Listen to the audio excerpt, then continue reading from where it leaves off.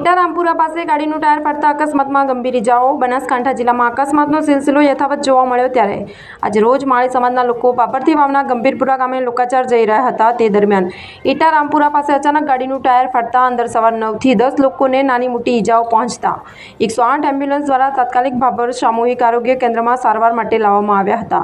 ત્યારબાદ સારવાર આપીને 4 થી 5 લોકોને વધારે ઇજાઓ પહોંચતા આગળ રિફર કરવામાં આવ્યા હતા અને અકસ્માત સમાચાર વાયુવેગે પ્રસરી જતા ભાભર સરકારી હોસ્પિટલમાં માળી સમાજના આગેવાનો સહિત લોકો મોટી સંખ્યામાં દોડી આવ્યા હતા અને ખાનગી વાહન દ્વારા એમના વાલી વારસો દ્વારા આગળ રિફર કરવામાં આવ્યા હતા।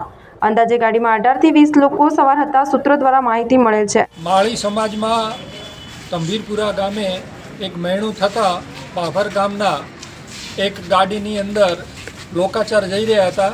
એ સમયે એટાની આજુબાજુ ગાડીનું ટાયર ફાટી જતાં ગાડી ઊંધી પડી અને લોકો બધા ઘાયલ થયા છે। એના સારવાર અર્થે ભાભર સરકારી દવાખાનામાં લાવેલ છે। એમાં એક ભાવાભાઈ રામાભાઈને વધુ લાગ્યું છે। માળી સમાજના ભાવાભાઈ રામાભાઈને થોડું વધારે લાગ્યું છે। 3 જણને પાટણ રિફર કર્યા છે। બીજા 2-3 જણને જે લાગ્યું એમને પાટાપિંડી કરી અને ઘરે મોકલેલ છે।